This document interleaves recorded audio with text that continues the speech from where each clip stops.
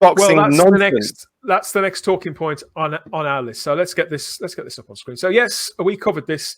Let's get this out of the way. As JT said, we talked about this back in January. So the rest of geek culture, let alone the general media, are nearly 6 months behind us here at Type 40 Live. We were talking about Olly Alexander back then as It's a Sin was premiering. Russell T Davies made that comment back then. This is nothing new. This was no new comment from him that was picked up on by who had it first? First, The Sun. Okay, The Sun went with it that Olly Alexander is he's in advanced talks. So the Sun claimed on the verge of being contracted as Jodie Whittaker's replacement as the 14th Doctor in Doctor Who. The Mirror picked it up because, well, of course they did. The Mirror usually have a great record with Doctor Who stories, but in this instance, it obviously wasn't one of their own. They picked it up from The Sun. They ran with it. So did the Mail. But yeah, Twitter, they landed on it, and Doctor Who fandom, they ran with it again. And it seems that people didn't really listen to what we had said the first time out. Yeah, no. So this was Russell really talking up the show back in January, and who can blame him for doing that? All that conversation that we had back then, it was before I'd seen It's a Sin, a wonderful drama. Olly is fantastic in it, very energetic, very human, very watchable. It's a lovely performance. But that doesn't mean he would be right for Doctor Who. And I am mystified. There's a couple of people out there in the fandom, people I really respect, who've jumped on this and think it's a brilliant idea. I really don't see. I'm not going to name them because I sincerely don't want to embarrass them. But go on. I just don't know. I'm not going to do that. But I just don't see. Okay, I've only seen him in It's a Sin, and he was good in that. But usually, when you see an actor, like I saw Patterson Joseph in Neverwhere in the 90s, instantly knew he'd be right for Doctor Who. Of course, and rumor has he was cast in 2010 and turned the role down. I saw David Tennant in Casanova the year before he was cast. You instantly knew that he'd be right for Doctor Who. But with Olly Alexander, I just don't know what people are thinking. If you've been watching the show for any longer than 3 years, I just don't think he's got the range for this part. I don't think he's got the weight for this part at all. Maybe in a few years. It's lovely that he's so flattered by it. And of course, it's better to be talked about than not at all. I think that there's no such thing as bad publicity or whatever, however you want to term it. People were talking about Doctor Who again, but this is the only time that people get energized talking about Doctor Who when they can sort of mentally speed the passing of the current era. Simon, what do you think? Yeah, the thing that always strikes me with these stories, whenever we're talking about, and Olly Alexander is constantly being touted as the next Doctor Who, and the only thing that strikes me is how do the actors themselves feel? How does Olly Alexander feel? Is he just kind of gutted? Is he sick to the back teeth of people talking about him when he knows he's not the Doctor? And is the Doctor Who production team in this kind of embarrassing situation of having to phone Olly up and say, "Look, I'm really sorry, but no, you're not on our list." I've often thought how this dynamic work plays out. There was a comment in the chat a moment ago. I'm trying to find it again. Where ask Chris Marshall about that.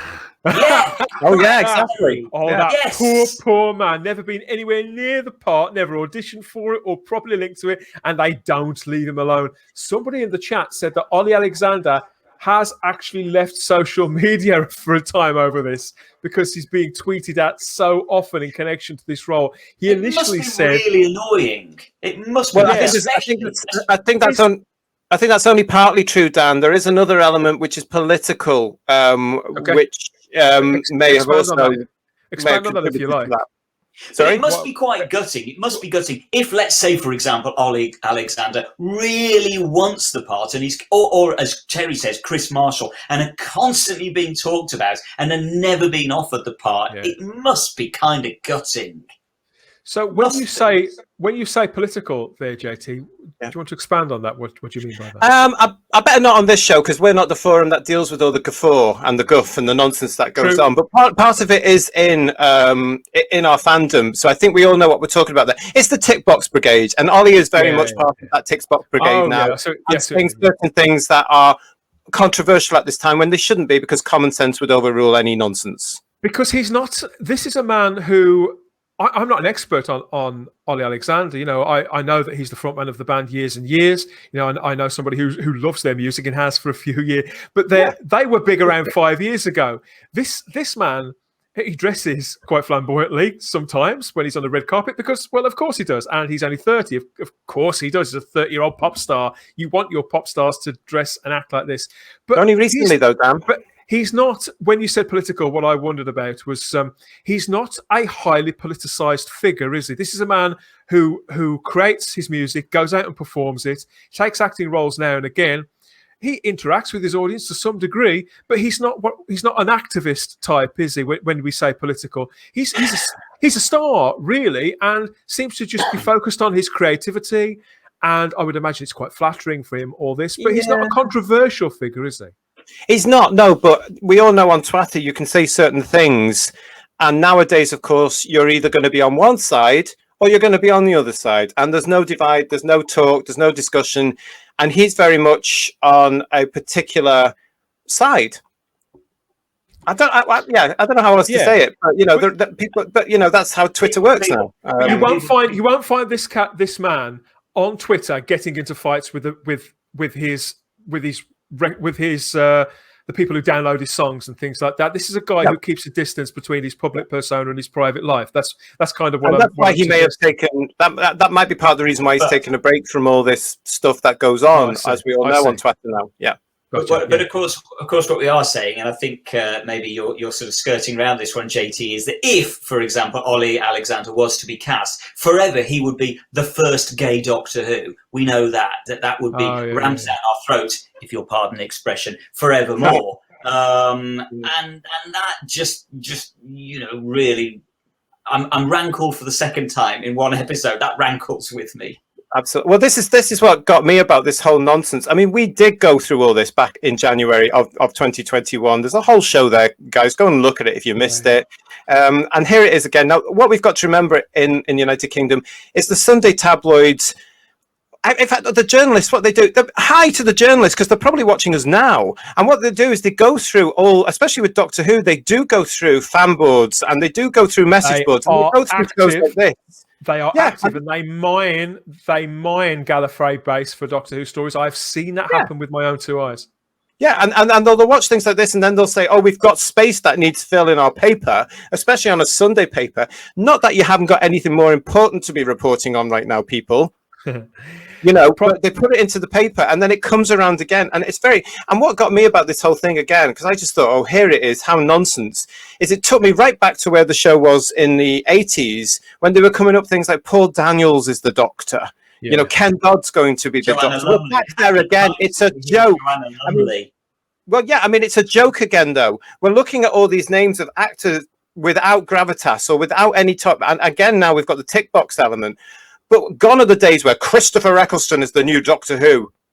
That's gone. And we are now looking at things that make you sit up and pay attention. We've got a nice comment here from Problem Being in the chat, just to finish off with that. I'm sure Olly is absolutely lovely and he is talented. Sure he is. But the headline proved the tokenizing that we see there. Have you got anybody at the top of your wish list, Terry? People you've got on your eye on for you who you'd like to see cast as, if not the next Doctor, then the one after?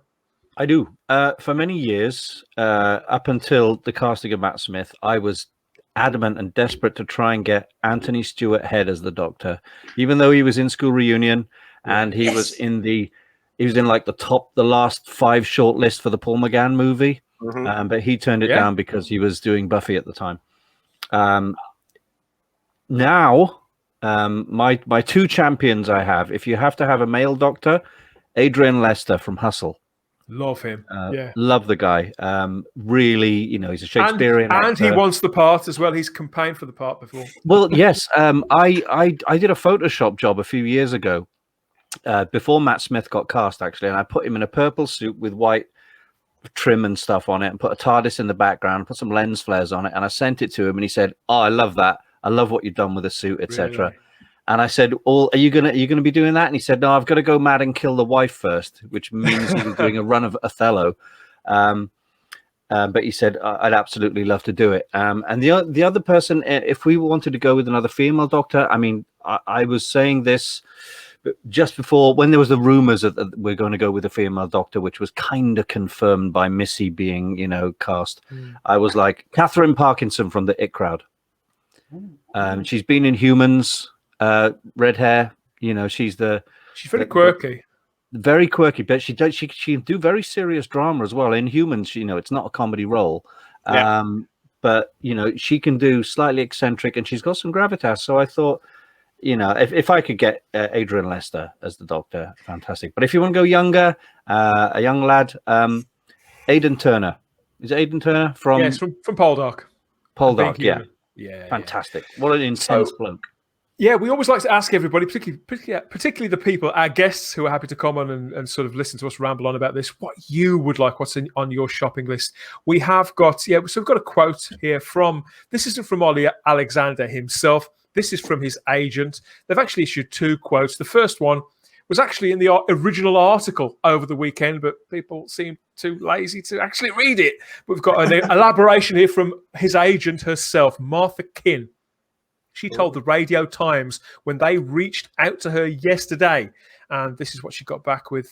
She says that even though Olly is often contacted by Cybermen, I'm afraid I have to exterminate this speculation. As nice as it is to see interest in this story regenerate, so she knew that it's done the rounds before, it just isn't true. As ood as it may sound, Olly is focusing on his music for the time being. Oh, good. I hope that means we're going to get another album because it's well overdue. I think there is a new album due from years and years in the not too distant future. Yeah. So, all you Olly fans out there, I wouldn't. I wouldn't hold your breath waiting for Olly to play the Doctor. Myself, I know Russell's very keen on him in the role, but yeah, come on. I don't know if he is. I think he's just done that because it's Russell T Davies plugging his own show and being a little bit of a troublemaker. I don't blame him for that at all. I don't think we're missing any great Doctor there. Unlike Patterson Joseph, who I'd still love to play the role, and I'd love to see Adrian Lester play it as well. People responding in the chat here to some of these suggestions. Adrian Lester's gone down very well, and so has Jen from the IT crowd, Catherine Parkinson. Yeah. People like that.